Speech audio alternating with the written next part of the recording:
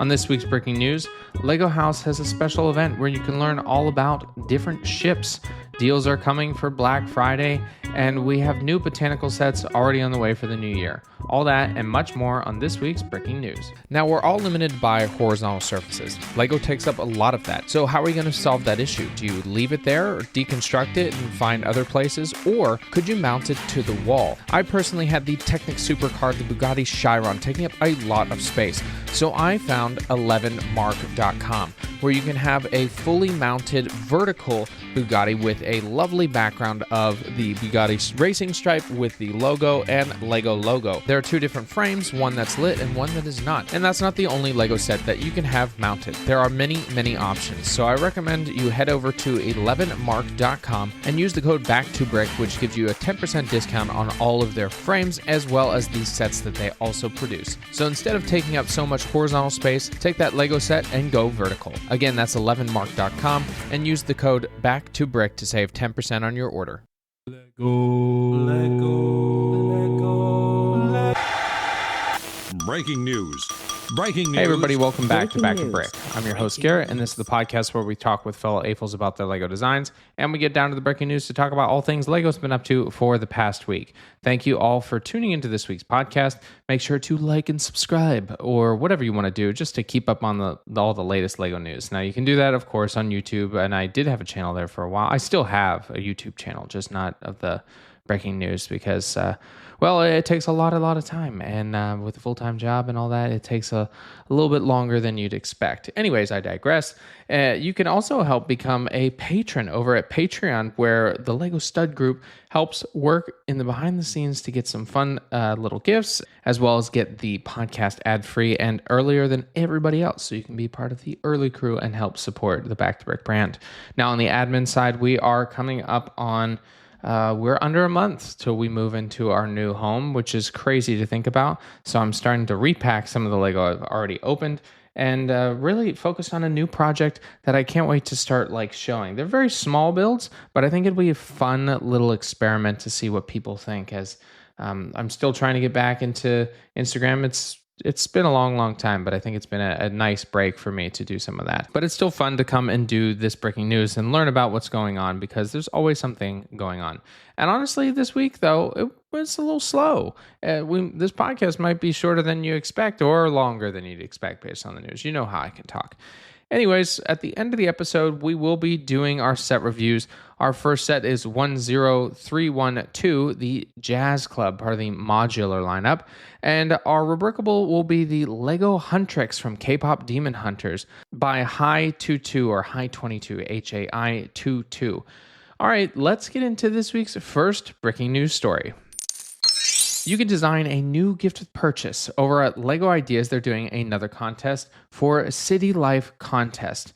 Now, you get to focus on Life Creations Challenge, which when you team up, you can create a fun vendor cart and set that would go alongside a modular build. Now, this gift with purchase, if they do it right, could go with the latest modular for next year or the year after or whatever they do, because they do it once per year. But that means that there's of course, limitations. You got to do it between 150 to 200 pieces and maximum of 2 minifigures, and it can't feature any motorization or like trucks, vans, mopeds, or scooters. It should have just traditional cart style and, of course, no third-party IP. And you have until December 10th to get that submitted. A lot of people have submitted them over on Bricklink Studios for that design program. And a lot get selected. Usually one they do per selection. So there's a high chance that all those are already made. You can just resubmit them if you didn't get selected. The Legend of Zelda is returning in 2026. LEGO revealed a little teaser showing Zelda with a little flying globe thing on the side. I'm terrible at this old school, but it looks like we're going to be getting some big figure, because something comes just out of frame as a shadow. So likely going to get a Ganondorf big fig out of this, or some other cool play feature, because they did the Great Deku Tree, a 2-in-1. I hope that they do the castle and maybe some other fun creatures that they could face off with new armors and different things like that. But there is a plethora of things because Legend of Zelda is just so popular. So look out for that probably, I'd say, first or second quarter of next year. UK toy sales are going up. They're calling it the Kidults, where the industry is jumping almost 6% as of last year on some popular things such as Stitch was huge because that was part of our generation. F1 has been a big push. Pokemon is coming back even stronger. And of course, Lego. It's a really difficult balance to hit, and some wouldn't be able to make it. Some will focus on just the preschool market and some on adults, but the real trick is getting the balance between the two age groups because that's the two biggest groups. And having these, brand new sets being huge and definitely based on IP and nostalgia, a lot of us as kidults or adults, that just like some nostalgia and a lot of toys to bring back some happiness because it's been some hard times to enjoy. And as we can see, the market's climbing, and we'll probably see some record numbers for some of these companies in the next by the end of the year. There are going to be, of course, a lot of deals come Black Friday. And of course, we're going to see them over on Amazon, Walmart, Target, and all that. And Lego, of course, will do their Insiders Weekend. It's usually the weekend before Black Friday, so November 22nd and 23rd this year. And we're going to see some insider discounts. So likely to see some coupons over at the Insiders Reward Center for some sets. We may even see double VIP points. I don't expect us to get a gift with purchase because we're already going to get one for Black Friday with the USS Enterprise NCC 1701D. And that's their big push. It's going to be on November 28th. So if you really want that and get the shuttle pod, you're going to have to stay up and get that. But they'll, of course, do some things for the whole week, Black Friday. We're going to see some sets probably at 40% off. We're going to see sets that have triple VIP points, some of the sets that haven't been selling. And this is the time, if you want a retiring set and it hasn't sold out yet, time to buy because otherwise you're going to miss out. So I'm excited to see what they'll come out with because some of these sets are so expensive. Hopefully we get some good discounts out of it. Republic Studs founder Logan Kaplan has joined the Fox and Friends show to show off his hobby, how it became his life of creating Lego animations and even was featured in movies and things. Now, I'm not a big fan of Fox and Friends, so I really don't care about that part. I do enjoy the amazing creations that he's done, really showcasing, in the Spider-Verse and some other I'm trying to think what other big movies, and hopefully maybe he'll be a part of the next Lego movies. Who knows? But the creativity of doing the stop motion style and 3D animation of it is really, really cool, and something that is just a challenge for anyone. And to have him go through this it's super cool to have his passion, his hobby become something that's so successful. We are getting new botanicals. I already talked about them, but they were officially revealed this week. We've got the Pearl Lily. It's 474 pieces and a cost of $50, arriving January 1st. The Daisies is 113 pieces at $15, also January 1st. And then the Flowering Cactus at 482 pieces and $35. So yeah, we talked about them already, but that just means that we're getting more botanicals. They do look really nice. I don't think it's their best lineup overall. I think that they've come out with some better ones in the past year or so, but they're still cute, and the botanical line is always super successful. Legoland New York is going into its 5th season, and it's expanding to the Lego Ferrari build and race play area. So they're having a whole new featured section of the garage zone where you can build and test the different racers, joining the pit crew and create your own Ferrari-inspired car.